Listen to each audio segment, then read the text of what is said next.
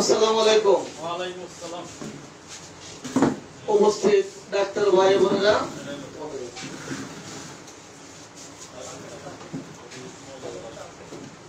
Homeopathy study and research ফাউন্ডেশনের আজ 527তম class. Homeopathy study and research ফাউন্ডেশনের 527তম ক্লাস। অডিয়েন্স, গত কয়েকদিন থেকে আমরা মায়াজম শিখছি। গত 24 তারিখ থেকে 24, 25, 26, 27, 28, 29 6 দিন যাবত আমরা মায়াজম শিখছি। অডিয়েন্স, আপনারা জানেন গত কয়েক সপ্তাহ থেকে ধারাবাহিকভাবে প্রতি শুক্রবার প্যাথোলজির ক্লাস চলছে। এটা কততম? চতুর্থ নাকি? এটা কত? চতুর্থ। গত দুইটা গেছে আগে, আজকে তৃতীয় ক্লাস, প্যাথোলজি তৃতীয় ক্লাস। এই মুহূর্তে যারা লাইভে আছেন আমাকে একটু স্মরণ করিয়ে দেন, গতকাল আমরা কয়টি ধাপের পার্থক্য পড়েছিলাম মায়াজমের। গতকাল আমরা মায়াজমের কয়টি বিষয় পার্থক্য পড়েছিলাম? গতকাল 4টি মায়াজমের তুলনার প্রথম দিন ছিল। মায়াজম শেখার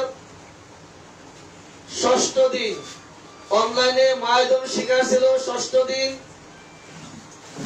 4টি মায়াজমের তুলনা ছিল প্রথম দিন। গতকাল আমরা কয়টির তুলনা করেছিলাম? যাদের জানা আছে দ্রুত লিখে জানান। 4টি। আলহামদুলিল্লাহ। আগামী দিন থেকে ইনশাআল্লাহ আমরা পঞ্চম থেকে শুরু করব। আগামী দিন বৃদ্ধি দিয়ে শুরু করব। কোন মায়াজম কোন সময় বৃদ্ধি হয়, কোন মায়াজমে রোগীদের সমস্যা কখন বা কোন অবস্থায় বৃদ্ধি হয়, এই নিয়ে আগামী দিন থেকে ইনশাআল্লাহ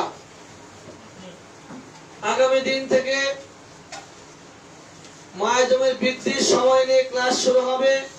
আগামী দিন 528তম ক্লাস থেকে। আজকে 527তম ক্লাস। আমরা সকলে আজ প্যাথোলজি ক্লাস করব ইনশাআল্লাহ। স্যার, এবার আপনি আপনার কাজ শুরু করতে পারেন। একটা নতুন আছে।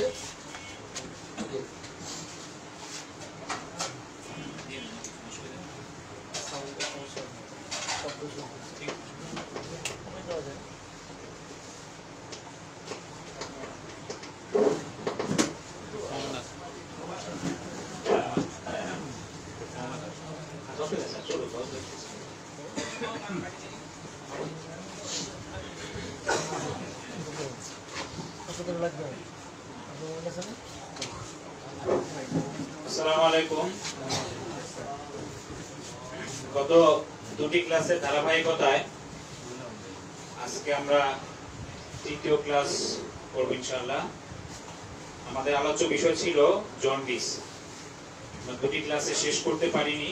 আমাদের গত ক্লাসে ছিল জন্ডিসের যে ইনভেস্টিগেশনগুলো আমরা ধারাবাহিকভাবে করতেছিলাম। তো অনেকেই এই জন্ডিসের টেস্টের রেঞ্জগুলো নিয়ে একটু প্রশ্ন করেছিলেন, যে অনেকে অনেক জায়গায় বুঝেন নেই বা লেখাটা অস্পষ্ট ছিল।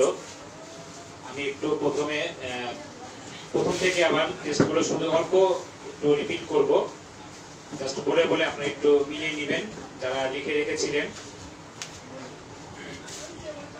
তার আগে আমরা গত ক্লাসে শেষ করেছিলাম কোথায়, একটু দ্রুত লিখে জানা।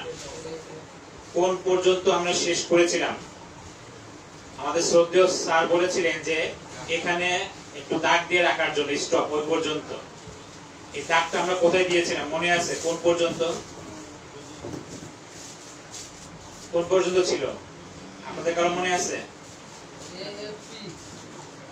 AFP, জি, আলফা ফেটো প্রোটিন, এই জায়গাতে আমরা মনে ছিলাম। AFP তে দাগ দেওয়া ছিল।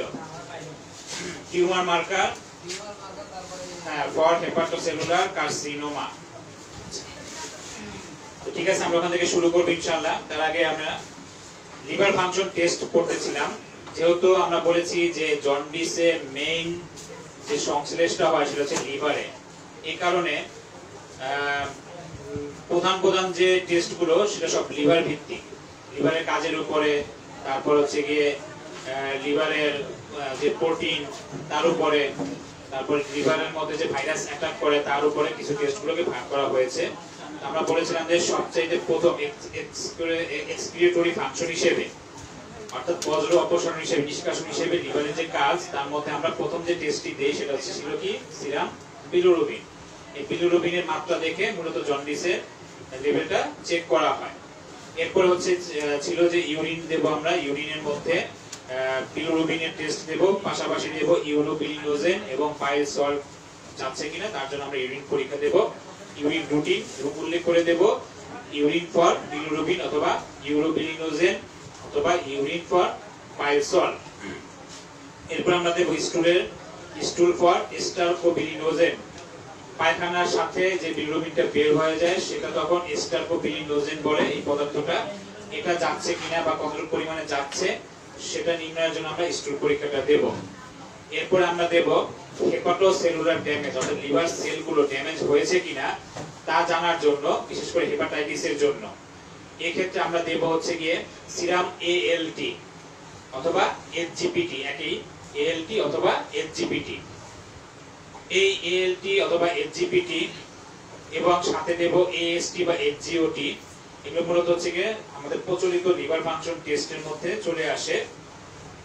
এখানে আমরা যা আলোচনা করেছি সবগুলো লিভার ফাংশন টেস্ট, সবগুলোই লিভার ফাংশন টেস্ট। কিন্তু ল্যাবরেটরিতে লিভার ফাংশন টেস্ট বলতে মূলত চারটাকে বোঝায়, যে সেটা হচ্ছে সিরাম বিলিরুবিন, এরপরে হচ্ছে গিয়ে HGPT বা ALT, এরপর হচ্ছে HGOT বা AST এবং সাথে অ্যালকালাইন ফসফেট।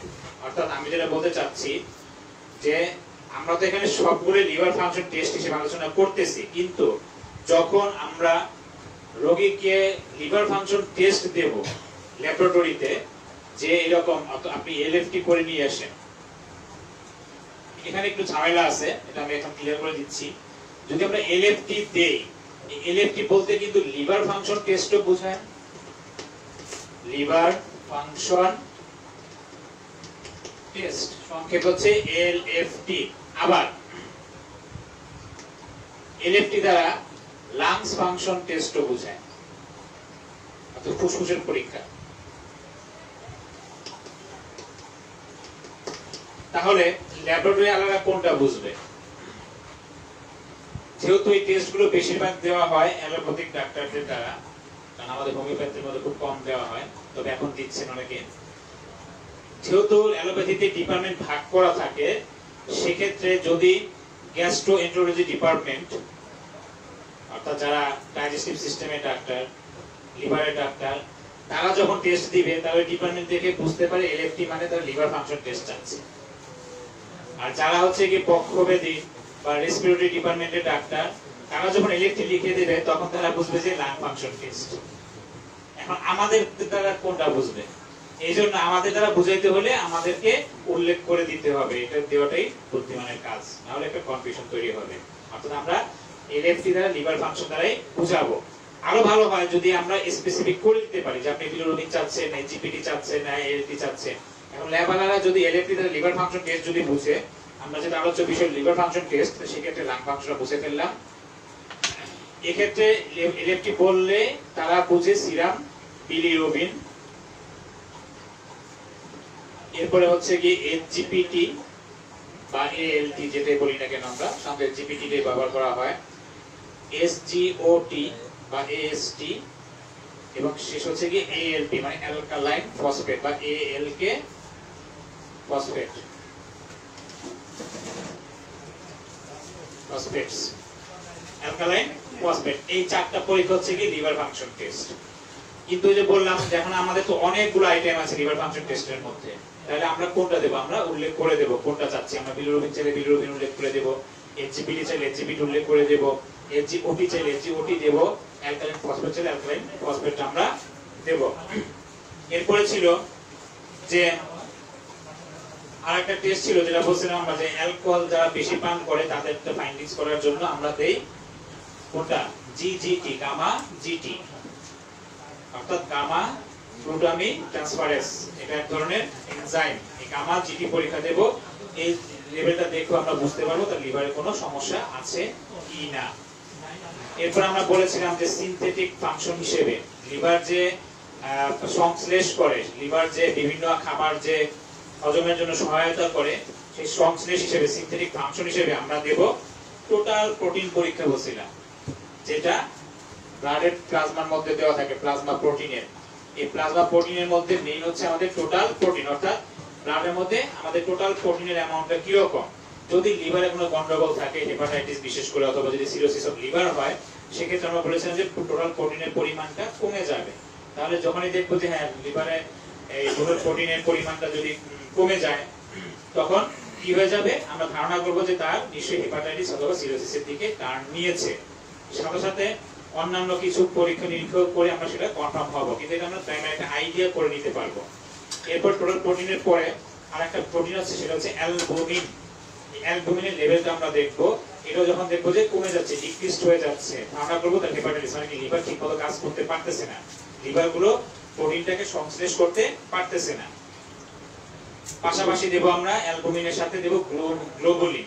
এই গ্লোবুলিন লেভেলটা দেখবো এবং এর দুটো রেশিওটা দেখবো, অনুপাত। এদের অনুপাত বলেছিলাম 1.3 থেকে 4.1:1, অর্থাৎ অ্যালবুমিন যদি থাকে 1.3 থেকে 4.1, সাথে গ্লোবুলিন থাকবে 1। এই অনুপাতটা দেখেও আমরা আইডিয়া করব যে লিভার ঠিকমতো সংশ্লেষ করতে পারতেছে কিনা।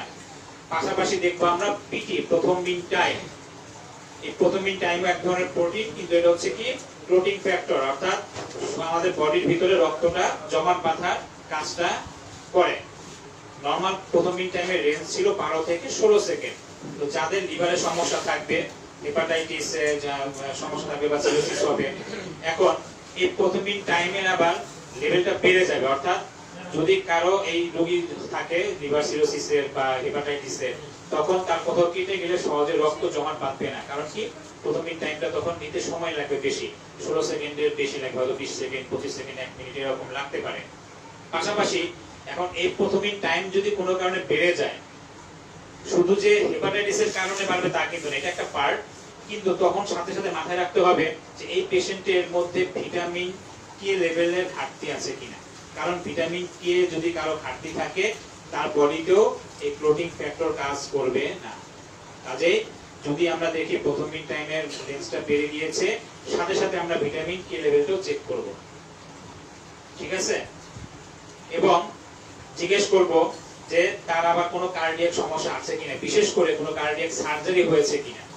কারণ যাদের কার্ডিয়াক প্রবলেম থাকবে, কার্ডিয়াক সার্জারি থাকবে, তখন তাদেরকে কিন্তু অ্যান্টিকোগুলেশনের জন্য কি করতে হয়? ওষুধ খাওয়াতে হয়, যাতে ব্লাডটা পাতলা থাকে, লিকুইড থাকে, রক্ত যেন জমাট না বাঁধে। হার্টের রোগীদের আবার ব্লক থাকার কারণে রক্তটা ঠিক মতো যায় না। তো তাদেরকে ওই ক্ষেত্রে জিজ্ঞেস করতে হবে যে সে এই জাতীয় কোনো ওষুধ খায় কিনা। যদি খায় তাহলে সেক্ষেত্রে আমরা ওই ট্রিটমেন্ট দিতে গেলে বলবো সাময়িকভাবে কিছুদিনের জন্য ওষুধটা বন্ধ রাখতে হয়। তবে সেক্ষেত্রে অবশ্যই তার ওই রিলেটেড যে কনসালটেন্ট থাকে তার সাথে কনসাল্ট করে নিতে হবে। এরপরে আমরা বলেছিলাম ভাইরাল মার্কার। সাধারণত হেপাটাইটিস হয় ভাইরাসের কারণে, বিশেষ করে A virus, B virus, C virus, D virus, E virus. এর মধ্যে আমরা বলেছিলাম দুটো ভাইরাস বেশি ঝামেলা করে, সেটা হচ্ছে ভাইরাস হেপাটাইটিস বি, আর একটা হচ্ছে কি হেপাটাইটিস সি। এই জন্য এই দুটো পরীক্ষা আমরা দিয়েছিলাম। বি এর জন্য HBsAg হেপাটাইটিস বি ভাইরাসের পরীক্ষা, এবং হেপাটাইটিস সি এর জন্য আমরা পরীক্ষা দিয়েছিলাম NTHCV, এই দুইটা পরীক্ষা। এরপরে আমাদের বডিতে কিছু অটো ইমিউনিটি সিস্টেম আছে, যেটার কারণে শরীর থেকে অটোমেটিকই রোগ জীবাণু প্রতিরোধ করা হয়, রোগ জীবাণুকে দূর করা হয়। যদি কোনো কারণবশত এই অটো ইমিউনিটির মধ্যে কোনো ঝামেলা হয়, সেক্ষেত্রে আমরা সাধারণত এন্টি মাইটোকন্ড্রিয়াল অ্যান্টিবডি টেস্ট করতে দেই, anti smooth muscle antibody test করতে দেই এবং এন্টি নিউক্লিয়ার অ্যান্টিবডি টেস্ট করতে দেই। এর মধ্যে সবচেয়ে বেশি প্রচলিত যেটা সেটা হচ্ছে ANA মানে অ্যান্টি নিউক্লিয়ার অ্যান্টিবডি। এই পর্যন্ত আমাদের কমপ্লিট হয়েছিল।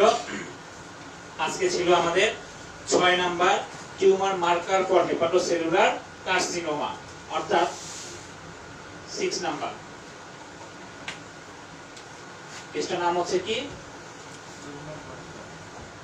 6 নাম্বার।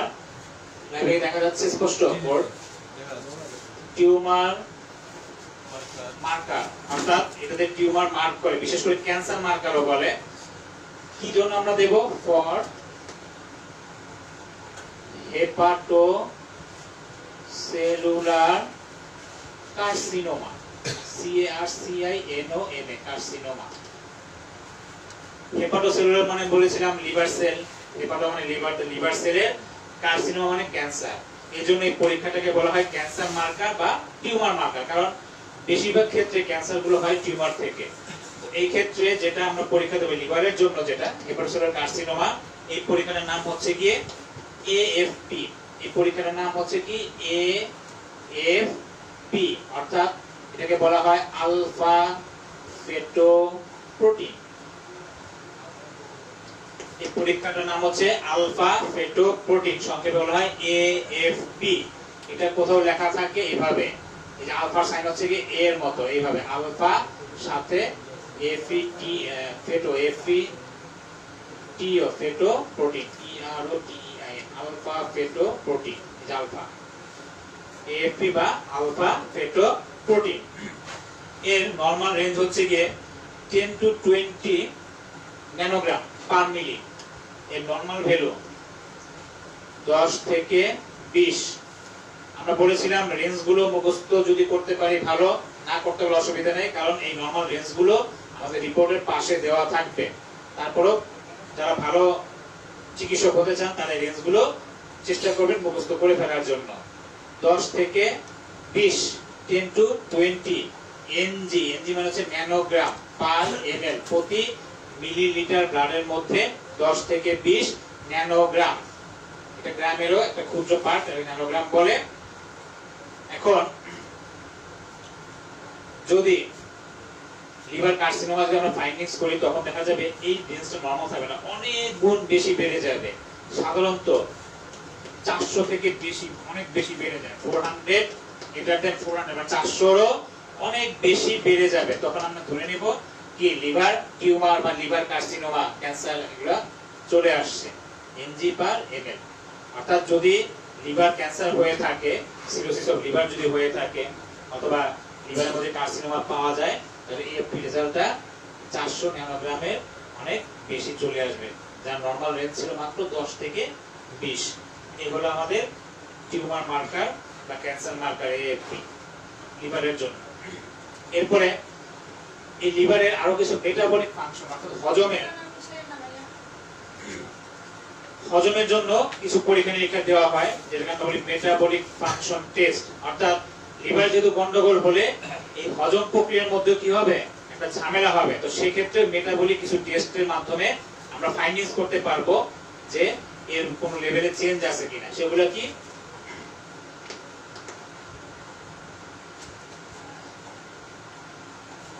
এগুলো একদম নরমাল পরীক্ষা, যেটা হচ্ছে 7 number metabolic function test METABOLIC metabolic function test তার লিভারের। এর মধ্যে কমন যে পরীক্ষাটা সেটা হচ্ছে GGT তো গামাজিটা আগে পড়ে ফেলছি আমরা, এটা তো প্রোটিনের। এটা হচ্ছে GTT glucose tolerance test, glucose tolerance test diabetes পরীক্ষার জন্য। কারণ এই ডায়াবেটিসটা হয় আমরা জানি আমাদের যে প্যানক্রিয়াস আছে, প্যানক্রিয়াসের বিটা সেল, এই বিটা সেল থেকে এক ধরনের হরমোন নিঃসরণ হয় যার নাম হচ্ছে কি ইনসুলিন। ইনসুলিনের যদি ঘাটতি থাকে অর্থাৎ ইনসুলিন যদি কম নিঃসরণ হয় অথবা সঠিক সময় ইনসুলিন বা সঠিক পরিমাণ ইনসুলিন নিঃসরণ হচ্ছে, কিন্তু বডিতে কাজ করতেছে না, তখনই কিন্তু মেটাবলিক একটা ডিসঅর্ডার তৈরি হয়। তখন ডিসঅর্ডার হইতে গেলে কি হয়, তখন এই যে সুগার লেভেল, সুগার যেটা সংশ্লেষ হওয়ার কথা, যেটা কার্বোহাইড্রেট থেকে পরবর্তীতে কি চলে আসবে, গ্লুকোজ চলে আসবে। গ্লুকোজটা সংশ্লেষ হওয়ার কথা, কিন্তু এই লিভার সেল বা প্যানক্রিয়াসের ইনসুলিন মিলে এটা কি করতেছে না, সংশ্লেষ করতে পারে না। না পারলে তখন কি হয়, এটা অতিরিক্ত পরিমাণে ব্লাডে এসে জমা হয়, তখন আমরা কি বলি, ডায়াবেটিস, তাই তো? তাহলে এই মেটাবলিক ফাংশনটাও চেক করতে হবে। কার জন্য? দেখেন, আমরা কিন্তু ছিলাম জন্ডিসে। এই জন্ডিসের কারণ খুঁজতে খুঁজতে, সূত্র ধরতে ধরতে আমরা চলে আসছি লিভারের মধ্যে। লিভার ফাংশনের মধ্যে কিন্তু এতগুলো কাজ চলতেছে। কাজে শুধু যে জন্ডিস নিয়ে যে বিলিরুবিনের মধ্যে সীমাবদ্ধ তা কিন্তু না। তখন আপনাকে কারণ ধরে ধরে কোন জায়গাতে সমস্যা, একদম তদন্ত কর্মকর্তা, গোয়েন্দা কর্মকর্তার মতো রোগীর ক্ষেত্রে তার রোগটাকে ফাইন্ডিংস করতে হবে, কোন লেভেলে সমস্যা আছে। আপনি যখন ট্রিটমেন্ট দিবেন তখন তার এই ফলো আপের জন্য এই লেভেলগুলি বারবার চেক করে করে দেখতে হবে। তার যদি লিভার ফাংশনের সমস্যা থাকে, ফাংশন টেস্ট দিতে হবে। লিভার যদি মেটাবলিজমের সমস্যা থাকে, মেটাবলিজমের টেস্ট দিতে হবে। লিভার যদি সিনথেসিসের কোনো সমস্যা থাকে, লিভার সিনথেসিসের টেস্ট দিতে হবে। এরকম ওই লেভেলের টেস্ট দিয়ে দিয়ে ফলো আপ করতে হবে। তাহলে আমরা কি দেব, জিটিটি। এর পুরো নামটা হচ্ছে গিয়ে গ্লুকোজ টলারেন্স টেস্ট, জিটিটি। সাধারণত এই জিটিটি দিলে অনেক ল্যাবে দেওয়া থাকে 2 স্যাম্পল 3 স্যাম্পল। আমরা বেশি প্রচলিত হচ্ছে গিয়ে, আমি এখানে প্রচলিত কথা বলতেছি, আমরা ফাস্টিং ব্লাড সুগারটা বেশি পরিচিত। এর পাশাপাশি হচ্ছে গিয়ে র্যান্ডম ব্লাড সুগারটা পরিচিত, আরবিএস, এফবিএস, আরবিএস। সাথে থাকে 2 আওয়ার্স এবিএফ আফটার ব্রেকফাস্ট, অথবা 2 আওয়ার্স 75 গ্রাম গ্লুকোজ, 2 আওয়ার্স আফটার 75 গ্রাম গ্লুকোজ। এই কথাগুলি সাধারণত আমরা দেওয়া থাকে। এরপরে যাদের অতিরিক্ত ডায়াবেটিস থাকে, হাসপাতালে ভর্তি হলে তখন বিফোর মিল, আফটার মিল, বিফোর ডিনার, আফটার ডিনার, এরকম টেস্টগুলি করতে হয় সাধারণত। এখন এখানে একটু বলে দিই প্রাসঙ্গিক কথা। ধরেন কেউ আসলো, সে কখনো ডায়াবেটিক টেস্ট করেনি, কিন্তু যেহেতু এখন অনেকের বাসার মধ্যে কি থাকে, মেশিন থাকে, এটাকে রিফ্লো বলে, অথবা গ্লুকোমিটার বলে। এই মিটারতে যদি টেস্ট করে, এই টেস্টের রিপোর্টে খালি পেটের নরমাল রেঞ্জ ছিল হচ্ছে কি আগে 6.2 6.5 এর নিচে বলতো। কিন্তু যখন দেখছে ডায়াবেটিকটা ওয়ার্ল্ডওয়াইড ভাবে একটা মহামারীর মতো হয়ে গেছে, তখন এটাকে নির্ধারণ করতে করতে করতে করতে লাস্টে ছিল 6 এর নিচে, কিন্তু এখন ধরা হয় 5.8 এর নিচে। হয়তো আমার আলোচনা চলতেছে 5.5 এর নিচে থাকলে তাহলে কি ডায়াবেটিক মুক্ত। দেখেন, একসময় ছিল 6.5 থেকে নামতে নামতে কত লেভেল ধরে দিয়েছে বর্ডার, 5.8 এর নিচে। আচ্ছা, এই যে 5.8 এর নিচে যদি নিয়ে আসে, তাহলে আমরা বলবো কি ডায়াবেটিক হয়নি। এখন কারো ধরেন 6 আসলো মেশিনে, ল্যাবের সাথে মেশিনের দেখা যায় 2 পয়েন্ট এদিক সেদিক হয়। কয় পয়েন্ট? 2 পয়েন্ট। তো এটা বাসায় ফলো আপের জন্য, যাদের ডায়াবেটিক রোগী, রেগুলার রোগী, তাদেরকে ফলো আপ করার জন্য। কিন্তু নতুন যদি রোগী হয়, মানে নতুন ধরেন কারো ছিল না, বা সে কখনো টেস্ট করে নাই, এখন কোনো কারণবশত সে টেস্ট করছে বিভিন্ন ফার্মেসিতে বা বাসায় মেশিনে করলো, তার লেভেল হচ্ছে বর্ডার লেভেলের কাছাকাছি। এই ক্ষেত্রে ওই ব্যক্তিকে ডায়াবেটিস আছে বা ডায়াবেটিক রোগী, এটা আমরা ডিক্লেয়ার করতে পারবো না। ফার্স্ট টাইম মেশিন দিয়ে যদি আসে, সে যদি বর্ডার লেভেলের কাছাকাছি বা বর্ডার লেভেল জাস্ট ক্লোজ করলো, তখন আপনি কি করবেন না, তাকে ডিক্লেয়ার করতে পারবেন না। তখন তাকে কি করতে হবে, হ্যাঁ আপনার যেহেতু বর্ডার লেভেলে বেশি আছে, আপনি এক কাজ করবেন, আপনি কি একটু ল্যাবে গিয়ে পরীক্ষা করে কনফার্ম হতে হবে। তখন তাকে ল্যাব টেস্ট দিতে হবে, তখনই আপনি জিটিটি দিবেন। কোথায় করতে হবে? ল্যাবে। তখন আর আফটার ব্রেকফাস্ট না। কিন্তু যদি কারো ডায়াবেটিক পিক করার পর কারণবশত 10, 12, 15 চলে আসলো খালি পেটে, তখন কিন্তু তাকে গ্লুকোজ খাওয়াইতে গেলে ঝামেলা আছে। তখন তাকে বলে দিতে হবে যে হ্যাঁ আমি বাসায় কি করেছি, পিক করেছি, আমি অনেক বেশি পেয়েছি, এখন আমি কনফার্ম হওয়ার জন্য কি করব, ল্যাব টেস্ট করতে হবে। তখন তাকে ফাস্টিং এর সাথে কি দিতে হবে, আফটার ব্রেকফাস্ট দিতে হবে। কারণ যার খালি পেটে 10-এর উপরে চলে আসছে, এই লোক যদি গ্লুকোজ খাওয়ার পর করতে যায়, তার তখন চলে আসবে কত? 20-এর উপরে চলে আসবে, যেটা তার জন্য কি হতে পারে? ক্ষতি হতে পারে। ইনস্ট্যান্ট তার কি ক্ষতি হয়ে সে হয়তো ফিট হয়ে যেতে পারে, শকে চলে যেতে পারে। অনেক সময় অনেকে সহ্য করতে পারে না, এই জন্য তখন বলে দিতে হবে। যার বর্ডার লাইন জাস্ট ক্রস করছে তখন তাকে এটা দেবো। এই জন্য এই 75 গ্রাম গ্লুকোজ খাওয়ানোর পরে অনেক জায়গাতে 1 ঘন্টা পরে স্যাম্পল নেয়, অনেক জায়গায় 2 ঘন্টা পরে স্যাম্পল নেয়। সাধারণত 2 ঘন্টা পরে নেয়, কিন্তু জিটিটি বললে অনেক জায়গায় দেখবেন ইনভেস্টিগেশনের মধ্যে দেওয়া আছে 2 স্যাম্পল না 3 স্যাম্পল। সাধারণত 3 স্যাম্পল করা হয়। কয় স্যাম্পল? মানে 3 বার স্যাম্পল নেবে, খালি পেটে একবার নেবে, গ্লুকোজ খাওয়ার 1 ঘন্টা পরে একবার দেখবে, ওই গ্লুকোজ যে খাইছে তার আবার কি 2 ঘন্টা পরে একবার দেখবে। এজন্য সময় লেখা থাকবে 2 স্যাম্পল বা 3 স্যাম্পল। এটা অনেকে প্রশ্ন করে, আমি স্যাম্পল তো বুঝলাম না, ঠিক আছে, কিন্তু কিছু উল্লেখ না করলে 2 স্যাম্পলই করবে ফাস্টিং আর হচ্ছে কি 2 আওয়ার্স আফটার 75 গ্রাম গ্লুকোজ। 3 স্যাম্পল দিলে প্রতি ঘন্টায় ঘন্টায় দিবে, এখন একবার। এবং নিয়ম হচ্ছে ওখানে বসে থাকতে হবে, আপনি কাজ সেরে আসবেন, বাসাতে ঘুরে আসবেন, হবে না। ক্লিয়ার তো? তাহলে এই টেস্ট দুটো আমরা করতে দেব, যেটা দ্বারা আমরা ডায়াবেটিক চেকও করতে পারি। পাশাপাশি যখন এই মেটাবলিক ফাংশনের ডিসঅর্ডার হবে লিভারের কারণবশত, এটার সাথে আমরা চর্বির পরীক্ষা দেব।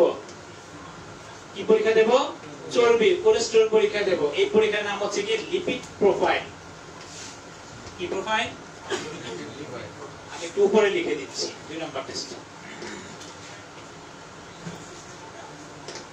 এটা হচ্ছে রক্তের কোলেস্টেরল পরীক্ষার জন্য, বা বাংলাতে আমরা চর্বির পরীক্ষার জন্য। এই লিপিড মানে চর্বি, লিপিড প্রোফাইল, PROFIL।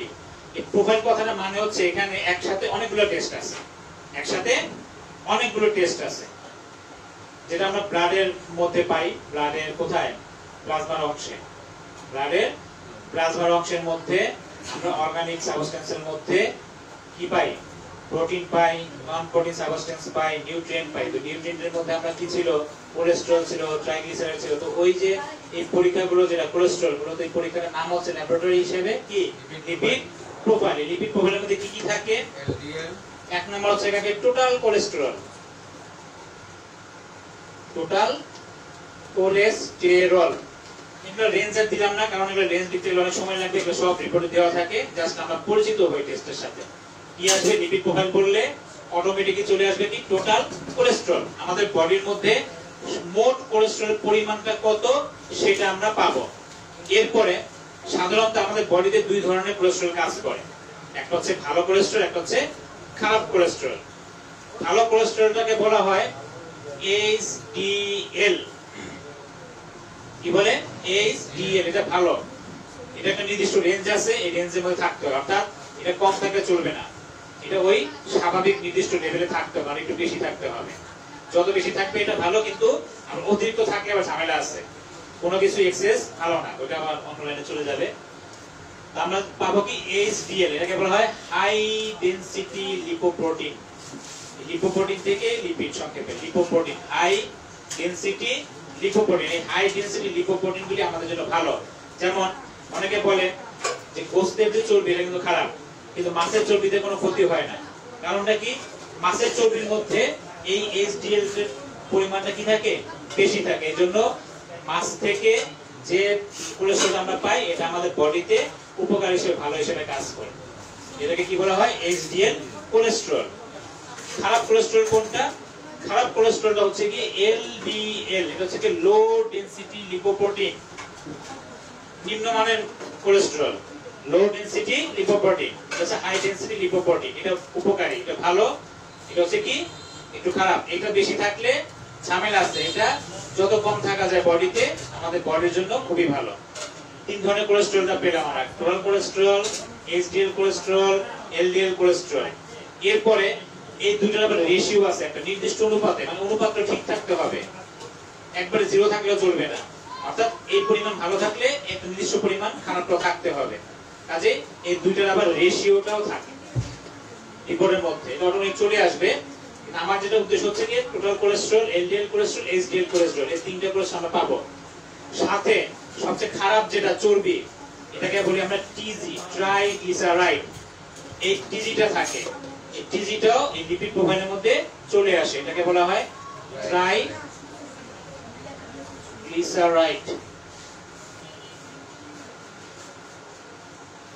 এটা সাধারণত 150 নিচে থাকতে হয়, কিন্তু দেখবেন যাদের শরীরে কোলেস্টেরলটা বেশি বা বলে চর্বি অনেক বেশি, এটা 500-র উপরে চলে আসে, 500, 600, 700 এরকম আছে, 1000-1200 চলে আসে।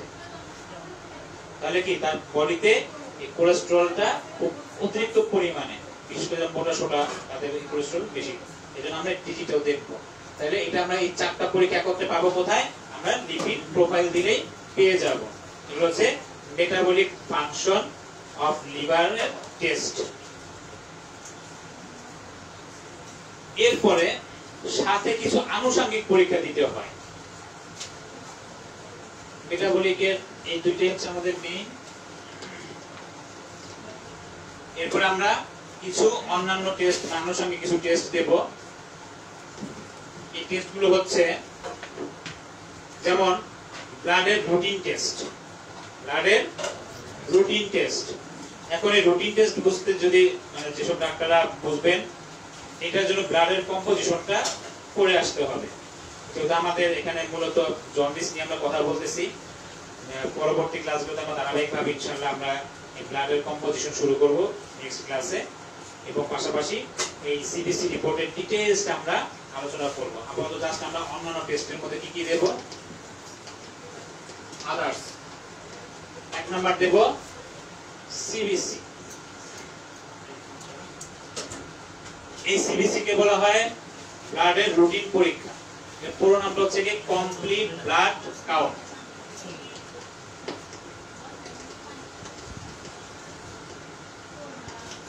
কমপ্লিট ব্লাড কাউন্ট এটাকে বলা হয়, এটা অর্ডারের নাম হচ্ছে কি ব্লাড রুটিন। ব্লাডের routine test, blood routine test, অনেকগুলো নাম আছে।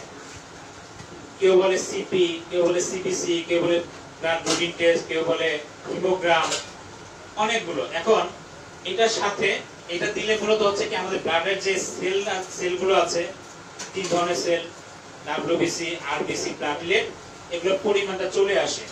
এখন এইটা দিয়ে কি কাজ হয়? এটা আসলে অনেক কাজে লাগে। যেহেতু রুটিন, তার মানে কি স্বাভাবিক, অর্থাৎ যদি আমাদের বডিতে যে কোনো কিছু হইলেই এটা কমনলি পরীক্ষাটা দিয়ে দেবে ডাক্তাররা। জ্বর আসলো, পেটে ব্যথা হইলো, অর্থাৎ এমন কোন রোগ নাই যেটা এই টেস্ট দেওয়া হয় না। এটা হচ্ছে ইন্ডিকেটিং, বিভিন্ন রোগের ইন্ডিকেট দিবে এবং পরবর্তীতে ফলো আপ করার জন্য এই রুটিন টেস্টটা বারবার করতে হয়।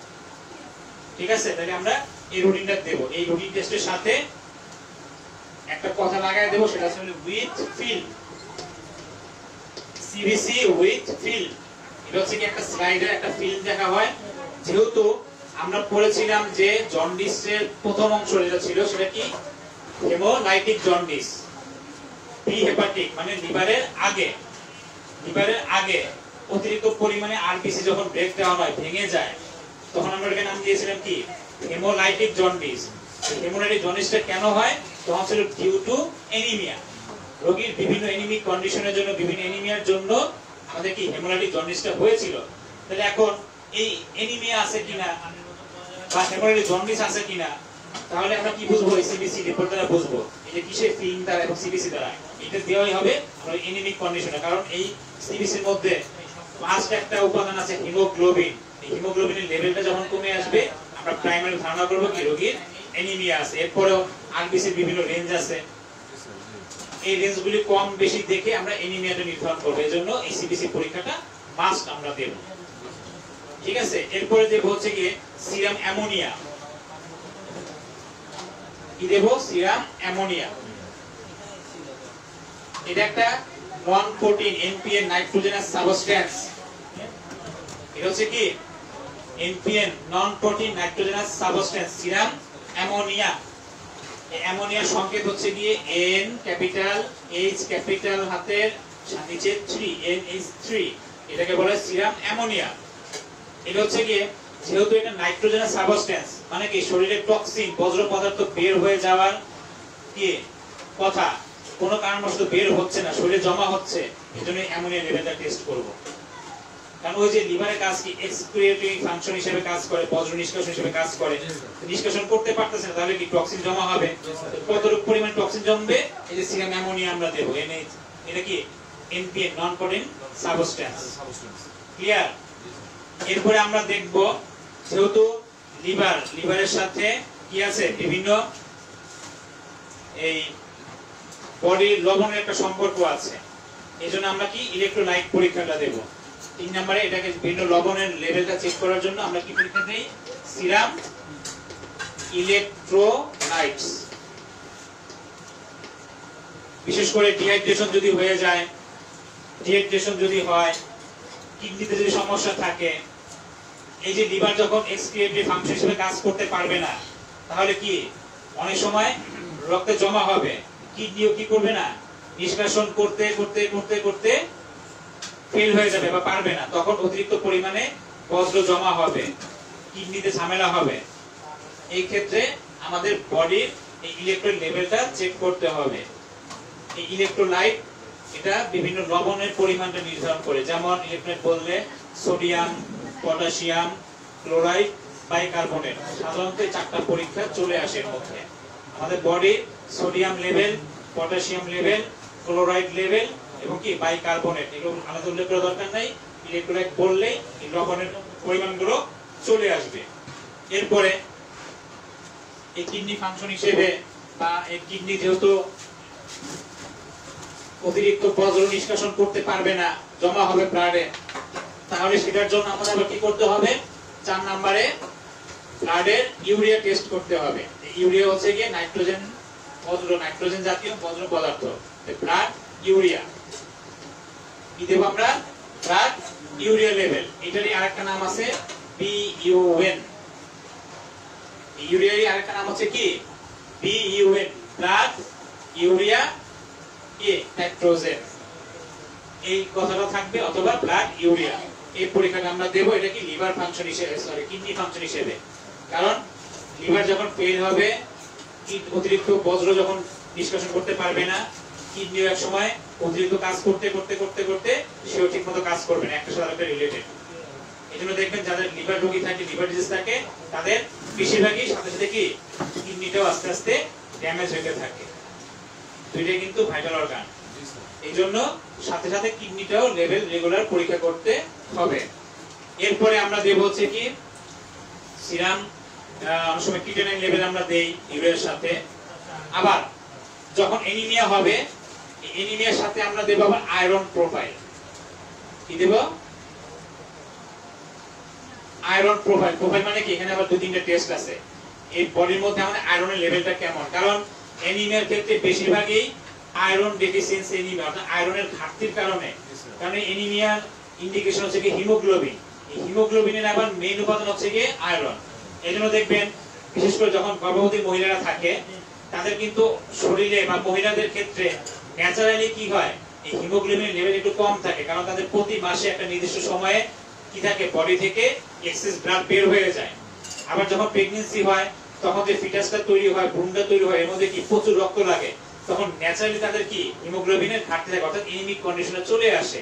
তখন ডাক্তাররা তাকে কি করতে বলে, আয়রন এবং সাথে একটা দেয় ফলিক অ্যাসিড, এটা খেতে দেয়, যাতে এই হিমোগ্লোবিনের বাইন্ডিংসটা ঠিক থাকে, ব্লাডটা যেন বেড়ে যায়, হিমোগ্লোবিন পরিমাণ যেন বেড়ে যায়, রক্ত স্বল্পতা যেন না হয়।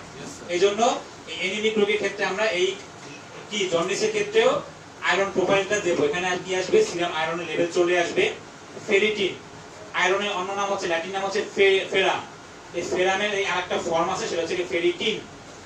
আয়রন আসবে, ফেরিটিন লেভেল আসবে, এবং এই দুইটা মিলে যে একটা বন্ডিং করে, এটাকে বলা হয় টিআইবিসি। আয়রনের মধ্যে কি আসবে, আয়রন প্রোফাইলের মধ্যে সিরাম আয়রন আসবে, সাথে আসবে ferritin level. Ferritin automatic iron profile বললে 3টা লেভেল চলে আসবে, আয়রন, ফেরিটিন, সাথে আসবে টিআইবিসি। এটাকে বলা হয় total iron binding capacity. Total iron binding capacity, অর্থাৎ কতটুকু আয়রন সে কি করতেছে, সংশ্লেষ করতে পারতেছে, তার একটা ক্যাপাসিটি চলে আসবে। এগুলো দেখেও কি আমরা এনিমিক কন্ডিশনটা নির্ধারণ করতে পারবো। কাজে জন্ডিসের ক্ষেত্রে এই লেভেল টেস্টটাও দেওয়া যেতে পারে বা আমরা দেব।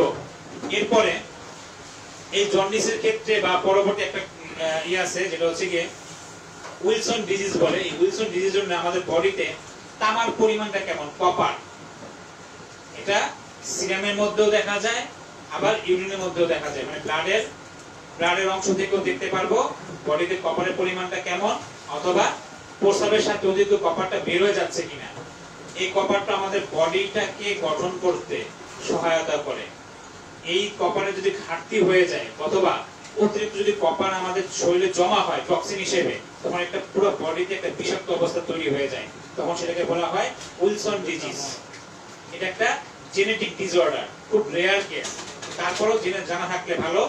তখন আমরা এই কপার পরীক্ষাটা করতে দেবো। আমি এটা লিখলাম না, জাস্ট ধারণা দিয়ে রাখলাম যে বডিতে যদি কপার বিষাক্ত অবস্থা চলে আসে তাহলে এই কপার লেভেল পরীক্ষা করতে দেওয়া হবে। এরপর আরেকটা আছে, এটা উইলসন ডিজিজের মধ্যেই হয়, এই জেনেটিক ডিসঅর্ডারের ক্ষেত্রে সেটাকে বলা হয় সিরাম সেলুলোপ্লাজমিক। এই কপারটাকে সংশ্লেষ করার জন্য যে এনজাইমটা কাজ করবে এটাকে বলা হয় সেলুলোপ্লাজমিন। যদি এই এনজাইমটা ঠিকমতো কাজ না করতে পারে তাহলে কি হবে, কপার টক্সিন হয়ে যাবে। কাজে দুটো পরীক্ষা রেয়ার, এই দুটো সমস্যাটাও রেয়ার, এটা দরকার নেই। আদার টেস্টগুলির মধ্যে আমরা কি দেব, ব্লাড সিবিসি দেব, অ্যামোনিয়াম দেব, ইলেকট্রোলাইট পরীক্ষা দেব, ইউরিয়া দেব, ফেরিটিন দেব সাথে, বা আয়রন প্রোফাইলটা দিয়ে দেব, ইউরিনারি কপার পরীক্ষা দেব, অথবা সেলুলোপ্লাজমিন। এগুলো হচ্ছে আমাদের অন্যান্য পরীক্ষার মধ্যে। এছাড়া পাশাপাশি আরো কিছু আমরা এক্সট্রা পরীক্ষা দিতে পারি বা দেব, যেমন লিভারের কন্ডিশনটা কেমন আছে, আপনাদের তো প্যাথোলজির মাধ্যমে দেখলাম। আর একটা সহজ উপায় হচ্ছে গিয়ে এক্সট্রা অতিরিক্ত পরীক্ষা, ইউএসজি পরীক্ষা দেব, মানে কি আলট্রাসোনোগ্রাফ। এই আলট্রাসোনোগ্রাফি পরীক্ষা করে আমরা লিভারের অবস্থাটা কেমন এটা সরাসরি বুঝতে পারবো। ডাক্তার দেখবে, দেখে উনি কমেন্টস করে দিবে। কি দেব আমরা, সাধারণত ইউএসজি মানে আলট্রাসোনোগ্রাম অফ হোল অ্যাবডোমেন, সম্পূর্ণ পেটের পরীক্ষাটা দেব। Ultrasonogram of whole abdomen. লিভারটা থাকে আমাদের আপার অ্যাবডোমেন, উপরের পোরশনে। আমাদের সাধারণত পেটের মধ্যে দুইটা পোরশন আমরা ভাগ করি, আপার অ্যাবডোমেন, লোয়ার অ্যাবডোমেন। উপরের পেট, নিচের পেট। উপরের মধ্যে সাধারণত থাকে কি স্টোমাক, লিভার, গলব্লাডার, প্যানক্রিয়াস, এগুলো থাকে আপার অ্যাবডোমেনে। লোয়ার অ্যাবডোমেনে থাকে আমাদের ইউরিনারি ব্লাডার, ঠিক আছে, কিডনি, তারপর হচ্ছে গিয়ে ইউরেথ্রা, মহিলাদের ক্ষেত্রে ওভারি, ইউট্রাস, এই জাতীয় জিনিসগুলো থাকে। সাধারণত হোল অ্যাবডোমেন দিলে টোটালটা দেখে দিল। কিন্তু যদি আপনার ডাউট থাকে যে আমি এই বিষয়টা চাচ্ছি, তখন আপনাকে উল্লেখ করে দিতে হবে। কেন উল্লেখ করে দিতে হবে, যেমন ধরেন আমাদের এখানে রুম আছে হচ্ছে কি 1টা 2টা 3টা 4টা 5টা রুম আছে। কাকে যদি বলে যে আপনি এই ঘরের ভিতর ঢুকে যে কটা রুম আছে সবগুলো রুম একটু দেখে আসবেন, তা আপনি কি করবেন, ঢুকলেন, হ্যাঁ এই রুমে একটু কি মেরে দেখলেন কি আছে। ওই সামনে ড্রয়িং রুম, ধরেন ড্রয়িং রুমের মধ্যে সোফা আছে, একটা টেবিল আছে। ভিতরের রুমে গেলে একটা বেডরুম, একটা বিছানা আছে, একটা আছে কি হয়তো ওয়ার্ডরোব আছে, একটা আলমারি আছে। ডাইনিং রুমে কি আছে, ডাইনিং এর মধ্যে চেয়ার টেবিল আছে, খাবার জিনিসপত্রগুলো আছে, এগুলো দেখলেন। আপনি জাস্ট চোখ বুলে আসলেন। কিন্তু এখন আমি যদি আপনাকে বলি ঠিক আছে আপনি সব রুমে তো দেখছেন, এবার বলেন তো রান্নাঘরে কয়টা আইটেম আছে, কি কি আইটেম আছে, আপনি তো পারবেন না। কারণ কি, আপনি শুধু হাঁটার উপরে গিয়ে দেখে আসছেন, আপনি যে স্পেসিফিক চান নাই। কিন্তু যদি আমি বলে দিতাম যে আপনি সবগুলো রুম দেখবেন, তবে রান্নাঘরটা একটু ভালো মতো দেখে এসে কি কি জিনিসপত্র আছে, তখন কিন্তু আপনার আমার কি আর কোনো ভুল হইতো না। তাহলে আমি কিন্তু ঘুরে ঘুরে সবগুলো দেখে আসতাম। ঠিক এরকম ভাবে আমার যেহেতু লিভারের সমস্যা, আমি চাবো লিভারটার জন্য আমি হোল অ্যাবডোমেনটা দিতে পারি, মানে সম্পূর্ণ পেটটা দেখব আল্ট্রাসোনোগ্রাম করে। কিন্তু আমার টার্গেট কোনটা, লিভার। এজন্য এই লিভারের যে সাইডটা, এই সাইডটাকে বলা হয় হেপাটোবিলিয়ারি সিস্টেম। লিভার থেকে গল ব্লাডার টু প্যানক্রিয়াস, এই যে এতটুকু রাস্তাটা, এটাকে বলা হয় হেপাটোবিলিয়ারি সিস্টেম। অর্থাৎ হেপাটো লিভার, তার থেকে যে বাইল নিঃসরণ হয়, লিভার থেকে কি বাইল নিঃসরণ হয়, বাইলটা যে পথে যাবে, এই পুরো সিস্টেমটাকে বলা হয় কি হেপাটোবিলিয়ারি সিস্টেম। তখন আমাকে ওই যে সোনোলজিস্ট তাকে ইন্ডিকেট করে স্পেশাল অ্যাটেনশন দেওয়ার জন্য বলে দিতে হবে যে আমার এই জায়গাটা দরকার। যদি মহিলা পেশেন্ট আসে, মহিলা পেশেন্টদেরকে হোল অ্যাবডোমেন দিলে তারা গড়পড়তে লেখা দিবে, কিন্তু আপনি চাচ্ছেন কি তার ফিমেল জেনিটালিয়াল পার্টের অর্গানগুলো সম্পর্কে বেশি ইন্ডিকেট করতে চাচ্ছেন, তখন তাকে ওই জায়গাটা ইন্ডিকেট করে দিতে হবে। তো এই জন্য যেহেতু আমি এখন এখানে লিভার সংক্রান্ত বিষয়টা এখানে আমি ইন্ডিকেট করে দেব কি ইউএসজি অফ হোল অ্যাবডোমেন, পাশাপাশি লিখে দেব স্পেশাল অ্যাটেনশন টু, যেটা দরকার আমার এখন দরকার এসবিএস হেপাটোবিলিয়ারি সিস্টেম। অনেকে শুধু আপার অ্যাবডোমেনে দিয়ে দেন, কিন্তু সাথে একটু লোয়ার অ্যাবডোমেনগুলো দেখে দিন। এজন্য যখন দিবেন এই পুরোটা দিন, কারণ কস্টিং কিন্তু ডিফারেন্স খুব বেশি না, 200 টাকা ডিফারেন্স হয়। আপার বা লোয়ার দিবেন তার চাইতে হোল অ্যাবডোমেন দিলে 200 টাকার মতো ডিফারেন্স হবে। এজন্য একসাথে দিয়ে দিবেন, কিন্তু যে জায়গাটা আপনার বেশি দরকার ওই জায়গায় ইন্ডিকেট করে দিবেন। এজন্য আমরা দেব কি USG of whole abdomen, special attention কে দিবে? সোনোলজিস্ট দিবে। টু এসবিএস হেপাটোবিলিয়ারি সিস্টেম, যদি মহিলাদের ফিমেল পার্টে দরকার থাকে তাহলে লিখে দেন special attention to uterus and adnexa, অর্থাৎ ইউটেরাস এবং তার আশেপাশের যন্ত্রপাতিকে আপনি একটু ফোকাসটা বেশি দিবেন। যদি আপনার কিডনি দেখা দরকার হয় তাহলে আপনি দিয়ে দেন USG of whole abdomen, special attention to KUB, kidney urinary bladder. অর্থাৎ আমাদের যে জায়গাটা দরকার আমি ওই জায়গাটা সোনোলজিস্টকে রিকোয়েস্ট করে ফোকাস করে দেব। অথবা এখানে লাগাই দেন একটা প্লিজ স্পেশাল অ্যাটেনশন টু, এই কথাটা আপনি রিকোয়েস্ট করেন, আপনি এটা একটু ভালো মতো দেখে দিয়ে। তাহলে ক্লিয়ার গেল আল্ট্রাসোনোগ্রামটা জরুরি, তাহলে এক্সাক্ট লিভারের কন্ডিশন আমরা জানতে পারবো।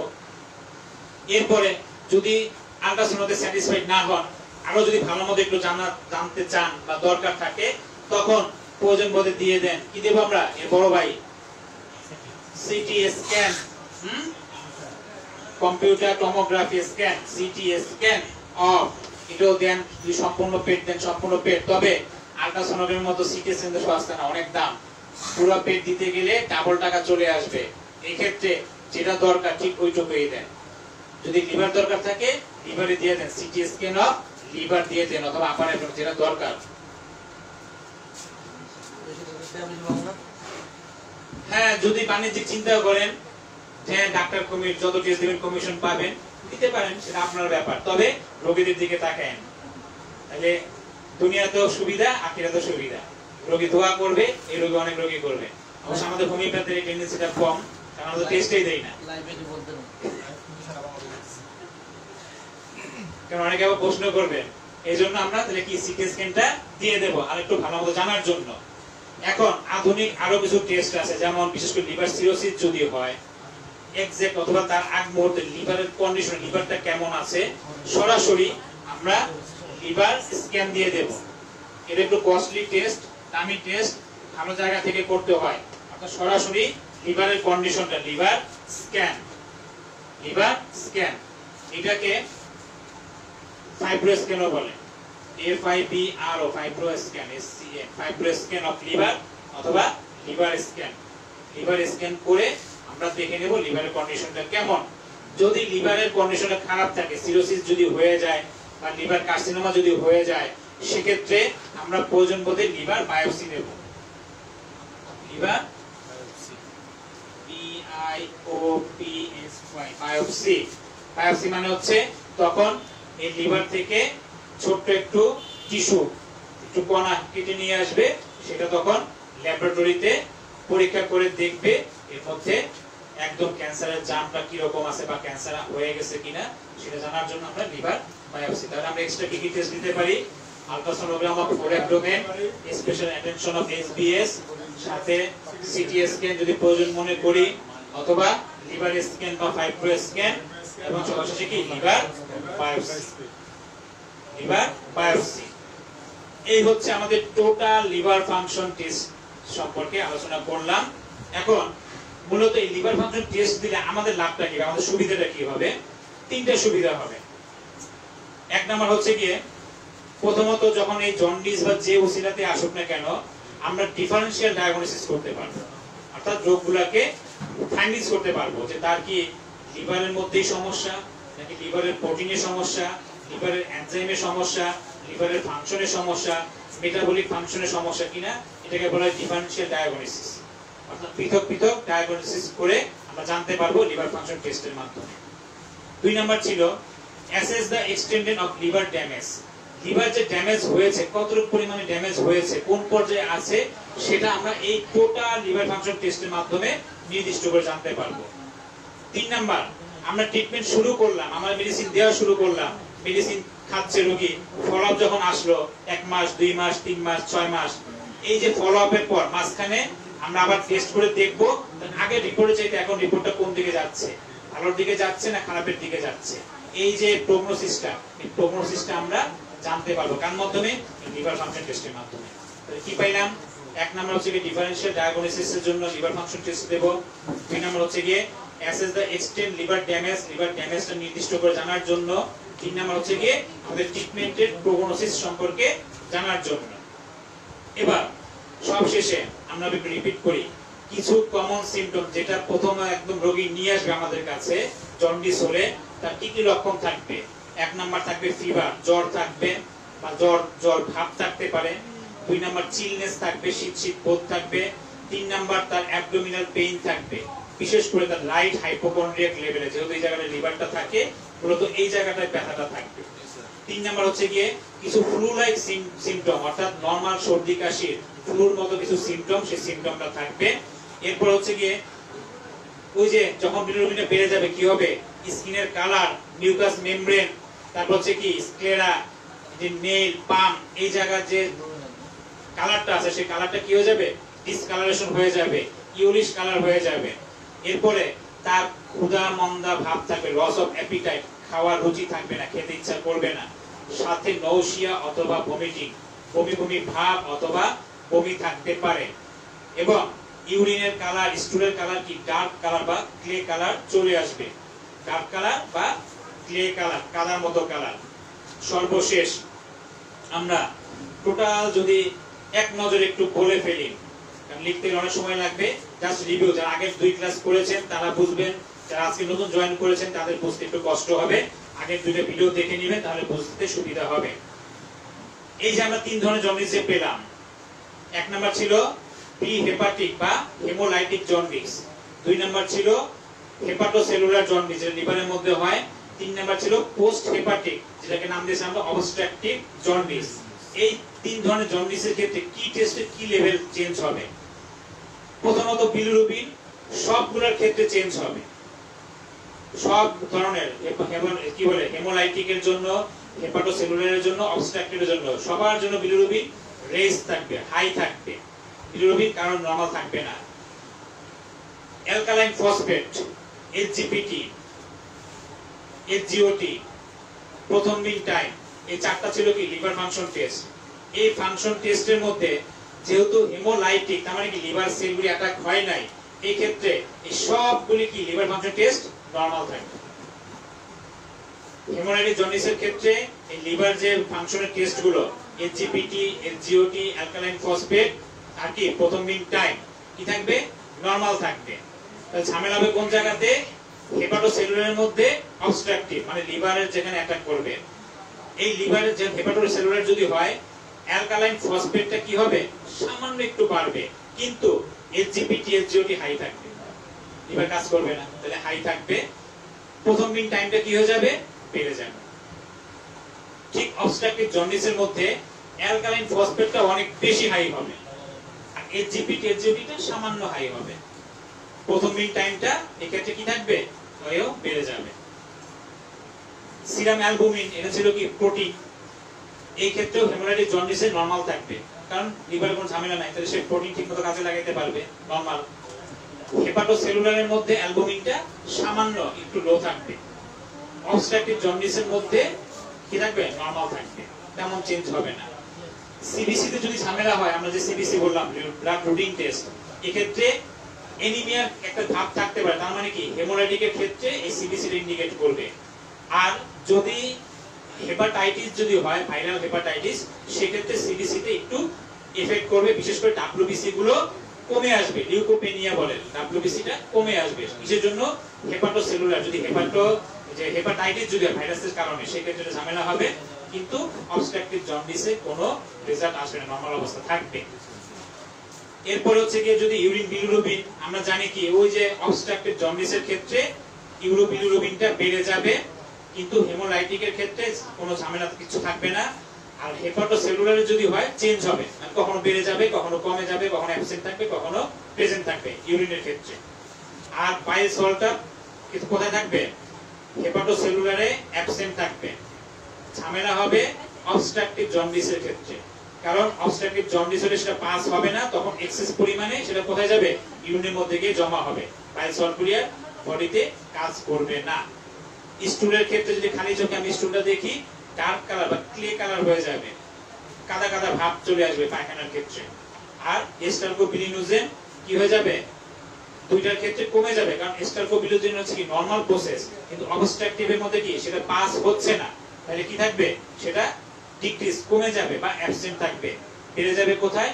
হেপাটোসেলুলারের মধ্যে। এই ছিল আমাদের টোটাল টেস্টগুলোর সারমর্ম। যারা আগে 2 ক্লাস করেছেন তারা হয়তো কিছুটা বুঝতে পেরেছেন, কারণ আসলে লাইভে সম্পূর্ণভাবে বোঝানো সম্ভব হয় না। নেক্সট ক্লাসে আমরা এনিমিয়ার দিকে যাব ইনশাআল্লাহ। তবে এনিমিয়া বোঝার আগে আমরা আগে ব্লাডের কম্পোজিশন, ব্লাড সম্পর্কে ধারণা থাকতে হবে।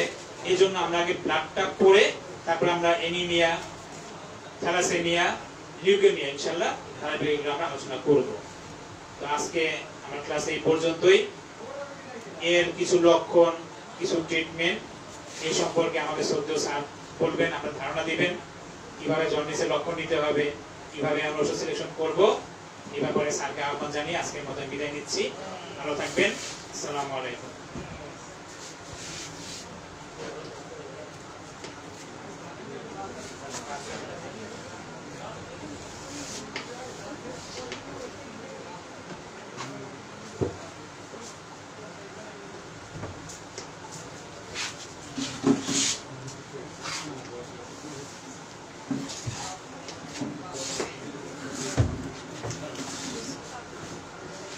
আসসালামু আলাইকুম।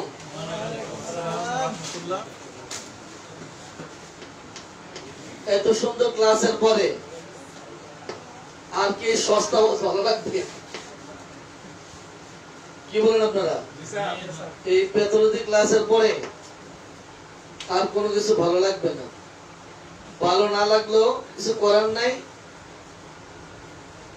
এতক্ষণ উনি যে প্যাথোলজি যে আলাপ করলেন, আমাদের এই পৃথিবীতে এই প্যাথোলজির অনেক প্রয়োজন। রোগীর চিকিৎসার ক্ষেত্রে আমাদেরকে pathology, practice of medicine, anatomy, physiology, জুরির, সার্জারি যত আছে সব আমাদের দরকার। উনি এতক্ষণ রোগ সম্বন্ধে একটা আইডিয়া দিলেন, রোগীর মধ্যে কি ঘটছে, কি অবস্থা হচ্ছে একটা আইডিয়া দিলেন, রোগী কোন দিকে যাচ্ছে একটা আইডিয়া দিলেন, রোগীর কি ঘটতে পারে একটা প্রগনোসিস, একটা ধারণা দিলেন। এতক্ষণ যে আলোচনা করলেন রোগটা কি, রোগীর মধ্যে কি হচ্ছে, এই কথার আলোকে আমরা বুঝতে পারলাম রোগীর পজিশনটা। এটুকু, এটা যদি আমরা না জানি তাহলে চিকিৎসা করবো কিসে? কিন্তু ওষুধ তো দিতে হবে। রোগীর হাইপোকন্ড্রিয়াক অঞ্চলে ব্যথা, এই ব্যথাটা উনি বলছেন যে হাইপোকন্ড্রিয়াক অঞ্চলে ব্যথার ভাবটা একটু বেশি হবে, তো একটু ব্যথার ভাবটা বেশি। এই হাইপোকন্ড্রিয়াক অঞ্চলে ব্যথা লেফট হাইপোকন্ড্রিয়াক অঞ্চলে ছড়ায়, অথবা এই হাইপোকন্ড্রিয়াক অঞ্চলে ব্যথা পিঠ পর্যন্ত ছড়ায়। এটার নামে কিন্তু আমাদের ওষুধ। হাইপোকন্ড্রিয়াক অঞ্চলে ব্যথা কক্সিসে ছড়ায়, হাইপোকন্ড্রিয়াক অঞ্চলে ব্যথা বাম স্ক্যাপুলায় ছড়ায়, হাইপোকন্ড্রিয়াক অঞ্চলে ব্যথা আমার সার্ভাইকেলে ছড়ায়, হাইপোকন্ড্রিয়াক অঞ্চলে ব্যথা আমার পায়ে ছড়ায়। এটার নামে আমাদের এই পেথির ওষুধ। আমার প্যাথোলজি জানতে হবে। প্যাথোলজি আমি জানবো রোগীর পজিশনটা কি, কি অবস্থায় রোগী আছে। রোগীর অবস্থা একেবারে ফোর্থ লেভেল। রোগীর হয়তো খবর, হাসপাতাল থেকে রোগী চলে আসছে, রিপোর্ট পত্র সব ওকে, ডাক্তার বলছে বাসায় যে বিদায় নেন, জমি জমা রেজিস্ট্রি করতে যা চান রেজিস্ট্রি করে নিয়ে নেন, যা খেতে চা খাবার। তার মানে রোগীর পজিশন কি একেবারে লেভেল 4।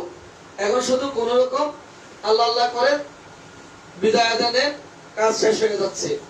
এখন আমার কাছে যদি চলে আসে, আমি যদি কোনো রিপোর্ট না বুঝি, আমি বলবো যে চিন্তার কোনো কারণ নাই, 1-2 মাস রাখো রোগী ভালো হয়ে যাবে। রোগীর সাথে গার্জিয়ান যারা, ওরা আমাকে পাগল ছাড়া কিছু বলবে কি? হাসপাতালে এত বড় ডাক্তাররা বললো রোগীর টাইম শেষ, আর থাকবে 2-1 ঘন্টা বা 2-20 ঘন্টা বাঁচবে, এখন বিদায় দেওয়ার পালা। সান্ত্বনার জন্য আসলাম, একটু নিয়ে আরাম পায়, আর ডাক্তার বলছে 2 মাসে ভালো হয়ে যাবে। রোগীরা মারবে তো, মারতেও পারে। তাহলে এই রোগীর পজিশনটা কি, এটা আমাকে বলে দিবে। এতক্ষণ স্যার যা পড়ালেন এগুলো আমাকে বলে দিবে যে আমার রোগীর পজিশনটা কি, কি অবস্থায় রোগী আছে, এটা আমি জানতে পারলাম। অডিয়েন্স, আপনার ঘরে যদি তেলাপোকা ঢুকে, কিংবা বিড়াল ঢুকে, কিংবা ইঁদুর ঢুকে, তেলাপোকা, বিড়াল, ইঁদুর দেখলে আপনি যেভাবে সাবধান হবেন, আর যদি অজগর সাপ যদি আপনার ঘরে ঢুকে, ঠিক আপনি কি ওইভাবে সাবধান হবেন নাকি? আপনার ঘরে যদি তেলাপোকা ঢুকে, কিংবা কবুতর ঢুকে, মুরগি ঢুকে, হাঁস মুরগি ঢুকে, ওই অবস্থা আপনি যতটুকু সাবধান হবেন, আর আপনার ঘরে যদি কাল সাপ ঢুকে, বিষাক্ত সাপ যদি ঢুকে, ওই সময় কি আপনি একই রকম সাবধান হবেন? নিশ্চয়ই না। আপনার রোগীর জন্ডিস চলছে, রোগীর এমন পজিশন, এখন লিভার ক্যান্সারে চলে আসছে, সিরোসিসে চলে আসছে, ঠিক আপনি ওইভাবেই সাবধান হবেন। যদি আপনি রিপোর্ট না বুঝেন, কাগজ যদি না বুঝেন, আপনি যদি প্যাথোলজি রিপোর্ট যদি না বুঝেন, তাহলে আপনি কি করে সাবধান হবেন? আপনার এগুলি জানতে হবে। কিন্তু আরেকটাও জানতে হবে, এই যে আপনার পেটের ব্যথা, গরম সেক দিলে আরাম পাওয়া যায়, ঠান্ডা দিলে আরাম পাই, পায়খানা করলে ব্যথাটা কমে, পায়খানা করলে ব্যথাটা কমে, কিংবা মূত্র ত্যাগ করলে ব্যথাটা কমে, হাঁটাহাঁটি করলে ব্যথাটা কমে কিংবা বাড়ে, খাবার খেলে আমার এই ব্যথাটা কমে কিংবা বাড়ে, এই ব্যথাটা অমাবস্যা পূর্ণিমায় বাড়ে কিংবা কমে, নড়াচড়া করলে, খালি পেট ভরা পেট, মাসিকের আগে না পড়ে, দিনে না রাতে, সকালে না সন্ধ্যায়, হাঁটলে না ঘুমাইলে, মাসিকের আগে না পড়ে, এই যে কখন বাড়ে কখন কমে, এটার মধ্যে আমার ওষুধ কিন্তু আছে। ব্যথা যখন বাড়ে, প্রবল পিপাসা হচ্ছে, কিন্তু যখন ব্যথা বাড়ে, সাথে শীত আসছে, শীত বোধ, ব্যথা যখন বেড়ে যায়, আমার পেটের ব্যথা বাড়ে, লিভারে ব্যথা বাড়লে আমার গায়ে জ্বর চলে আসে, শীত বোধ হয়, অস্থির লাগে, গরম লাগে, হাত পা জ্বালা পোড়া করে, প্রত্যেকটা নামে কিন্তু এই পৃথিবীতে ওষুধ রয়েছে। আপনি প্যাথোলজি তো জানবেন, রোগীলিপিও জানতে হবে, কিন্তু ও মাপ নাই। কারণ অন্য ব্যাধিতে রোগের নামে ওষুধ রয়েছে, রোগের নামে রিপোর্ট বের হবে একদিকে, সাথে আপনার চলে আসবে ওষুধের গ্রুপ চলে আসবে। আমাদের এই পৃথিবীতে আমাদের দুর্ভাগ্য, আমরা সেই পর্যন্ত এখনো পৌঁছতে পারিনি, এমন কোন ব্যবস্থা আমরা করতে পারিনি যে রোগীর রোগ লক্ষণ সব আমরা দেব, আর রোগীর জন্য একটি মাত্র ওষুধ বের হয়ে চলে আসবে, সেই ব্যবস্থা আমাদের কাছে এখন এসে পৌঁছেনি। হয়তো একসময় চলে আসবে, সেই পর্যন্ত আমাদের এখনো রোগীলিপি করতে হবে। অন্য পৃথিবীতে শুধু রোগটা নির্বাচন হলে ওষুধের গ্রুপ চলে আসে, আমাদের এই যে ওষুধের রোগের গ্রুপ, রোগ নির্বাচিত হলে, যখন রোগটা নির্বাচন করা হলো, এতে আমাদের কোনো লাভ নেই। কিন্তু জানতে পারবো ঘরের মধ্যে কি কি সাপ ঢুকলো, কি তেলাপোকা ঢুকলো, না অজগর সাপ ঢুকলো, কাল সাপ ঢুকলো, কোন সাপ ঢুকেছে, না পাগলা কুকুর ঢুকেছে, এটুকু জানতে পারবো। ওটুকু না জানলে আপনি সাবধান হবেন কি করে? ব্যবস্থাপনা কি দিবেন? খাবার দাবার তথ্য কি দিবেন? আপনাকে জানতেই হবে। কিন্তু এটাও জানতে হবে, এই পেটে ব্যথা বাড়লে ক্ষুধা কিন্তু বেড়ে যায়, পেট ব্যথা বাড়লে পায়খানা ভাব চলে আসে, পেটের ব্যথা যখন শুরু হয়, পেটের ব্যথা শুরু হলে প্রস্রাব চলে আসে, বারবার প্রস্রাব করতে হয়, ফোটা ফোটা প্রস্রাব চলে আসে, এটা কিন্তু আপনি জানতে হবে। লিভারের সমস্যা সাথে আর কি কি সমস্যা হচ্ছে? লিভারের সমস্যার জন্য তার খেতে ইচ্ছে করছে না, খাবার খেতে মন চাচ্ছে না, খাবার খেতে গেলেই কষ্ট হচ্ছে, বমি হচ্ছে, খাবার দেখলেই বমি হচ্ছে, এগুলো আপনার জেনে নিতে হবে। এর সাথে এই ব্যথার সাথে পায়খানা কেমন হচ্ছে, প্রস্রাব কেমন হচ্ছে, ঘুম কেমন হচ্ছে, কেমনে ঘুমাচ্ছে, তার এখন অবস্থাটা কি, গা চুলকাচ্ছে কিনা, গোসল করতে ইচ্ছে করছে না, জ্বালা পোড়া হচ্ছে, ফ্যান ছাড়তে পারছে না, আপনাকে সব জানতে হবে। মেজাজটা কেমন হচ্ছে, এই যে ব্যথা বাড়লে আমার মন চায় সব ভেঙে চলে, সব একদম শেষ করে ফেলতে, মন চায় ঘর থেকে বের হয়ে যেতে, মন চায় আমি পানিতে গোসল করতে যাই। এই যে রোগটা বাড়লে আমার কি কি সমস্যাগুলো দেখা দিচ্ছে, এই আমার লিভারে কমপ্লেন দেখা দেওয়ার পরে আমার মধ্যে রোগীর মধ্যে কি কি পরিবর্তন হচ্ছে, রোগীর মধ্যে কি লক্ষণ অতিরিক্ত মাত্রায় দেখা যাচ্ছে, আপনি এগুলি না জানলে কোনোভাবে রোগীর ওষুধ দেওয়া যাবে না। রোগীলিপি জানতে হবে। পাশাপাশি এই রোগী যে লক্ষণগুলি আপনাকে দিচ্ছে, এই লক্ষণগুলি যদি আপনি ওষুধ দিতে হয় তাহলে আপনাকে খুঁজে বের করতে হবে এই আমার লিভারের ব্যথা যদি স্ক্যাপুলা পর্যন্ত ছড়ায় তাহলে ওষুধগুলো কি হবে খুঁজে বের করতে হবে। এই আমার লিভারের ব্যথা স্ক্যাপুলা পর্যন্ত ছড়ায় কিন্তু সন্ধ্যাবেলা ছড়ায়, এটার জন্য কি কি ওষুধ আছে তা আমাকে জানতে হবে।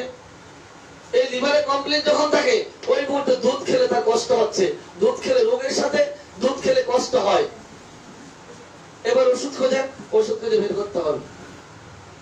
এই লিভারের সমস্যা দেখা দিয়েছে, চর্মরোগ চাপা পড়া বলে লিভারের সমস্যা দেখা দিয়েছে, চর্মরোগ চাপা বলে লিভার সিরোসিস যদি দেখা দেয় ওষুধগুলো কি আপনাকে অবশ্যই জানতে হবে। তা না হলে এই লিভার সিরোসিস কোন লেভেলে আছে এটা জেনে কোনো লাভ নেই। শুধু পদ্ম তথ্য দিয়ে রোগী সেরে যাবে না, ওষুধ তো দিতে হবে। অন্য ব্যাধিতে শুধু রোগের নাম জানলে হবে, লিভার সিরোসিস জানলে হবে। আমাদের লিভার সিরোসিস জানলে আমি সাবধান হতে পারবো, কিন্তু চর্মরোগ চাপা পড়ে আমার লিভার সিরোসিস, জ্বর চাপা পড়ে লিভার সিরোসিস, বাকি চাপা পড়ে লিভার সিরোসিস, টিবি চাপা পড়ে আমার লিভার সিরোসিস, গোলরিয়া চাপা পড়ে লিভার সিরোসিস, সিফিলিস চাপা পড়ে অপচিকিৎসা করে সিফিলিসের চিকিৎসা বিসর্জনী হওয়ার পরে আজকে লিভার সিরোসিস, মানসিক শোক চাপা থেকে লিভার সিরোসিস, ভয় পেয়ে লিভার সিরোসিস, দীর্ঘদিন পেটে রোগে ভোগার পরে লিভার সিরোসিস। এই যে আপনার এক এক করে প্রত্যেকটা আলোকে ওষুধ রয়েছে আমাদের। আপনি যদি কি জানতে হবে এই লিভার সিরোসিসের, এই লিভার ক্যান্সারের, এই জন্ডিসের কি জানতে হবে, আর এই প্রত্যেকটার পিছনে যে ওষুধ রয়েছে যদি আপনার আমার যদি জানা না থাকে, এই প্রত্যেকটা রোগীর লক্ষণগুলোকে যদি আমরা রূপরেখে যদি রূপান্তর করতে না পারি তাহলে এই রোগীর তথ্য সংগ্রহ করে কোনো লাভ নেই। আর যদি এই প্যাথোলজি যদি আমি না জানি তাহলে আপনি রোগীর স্বাভাবিক অবস্থা জানতে পারবো না। স্বাভাবিক পরিবর্তন এই লিভার সিরোসিস হলে কি কি পরিবর্তন হচ্ছে, স্বাভাবিক ভাবে কি পরিবর্তন হতে পারে, বা নরমাল ভাবে লিভারের অবস্থাটা কি, সিরোসিসে কি লক্ষণ দিচ্ছে, যদি আপনি যদি প্যাথোলজি না জানেন, প্র্যাকটিসিং মেডিসিন না জানেন তাহলে এগুলি জানবেন না, তাহলে আপনি রোগীলিপিও করতে পারবেন না। কোনটা স্বাভাবিক কোনটা অস্বাভাবিক তা তো আপনার আমার জানা থাকবে না। লিভার কতটুকু এরিয়া দখল করে, কতটুকুর মধ্যে তার থাকার কথা, এর বাহিরে যখন আপনার রিপোর্ট বলে দিবে সেখান থেকে অনেক দূর সরিয়ে গেছে। আপনার আগে জানতে হবে লিভার অবস্থানে কতটুকু, সে কতটুকু জায়গা পাচ্ছে আপনার এই বডিতে, তার চেয়ে কতটুকু বাহিরে গেল। যদি আপনি স্বাভাবিকটা না জানেন অস্বাভাবিকটা বুঝবেন না। এই যে রোগীলিপি করতে গেলে আগে আপনার এই যে তখন যে আলোচনা হলো, প্যাথোলজি নিয়ে যে কথা হলো, প্র্যাকটিসিং মেডিসিনের কথা হলো, liver cirrhosis, liver complain, jaundice, এই যত আলোচনা হলো এটি প্রত্যেকটা আমাদের দরকার। যদি এগুলি জানা না থাকে তাহলে আপনি রোগীলিপি করতে পারবেন না। ওষুধ তো বাছাই পরের কথা, রোগীলিপিটাই হবে না। অডিয়েন্স, এখন থেকে আমরা প্রতি শুক্রবার দিন রাত 9:30 এই ক্লাসে হাজির থাকবো। আর আগামী দিন থেকে রাত 9:30 ইনশাআল্লাহ আমরা মায়াজমের যে আলোচনা হচ্ছে আগামী দিন সম্বন্ধে দ্বিতীয় তুলনা, অনলাইনে দ্বিতীয় তুলনা। আর আজকে গেছে আমাদের মনে হয় মাস শেষে কত গেছে, 8ম দিন। আজকে মাস শেষে ছিল আমাদের 8ম দিন, আর তুলনা ছিল কত, 4র্থ। তুলনা ছিল আজকে 4র্থ। ভিডিও সব আছে আমার আইডিতে, ফারুকি এসএস এর ভিডিওগুলো পাবেন, আমার পেজে পাবেন, ইউটিউবে পাবেন। ইউটিউবে ফারুকি এসএস এর ভিডিও দিলে সব ভিডিও পেয়ে যাবেন।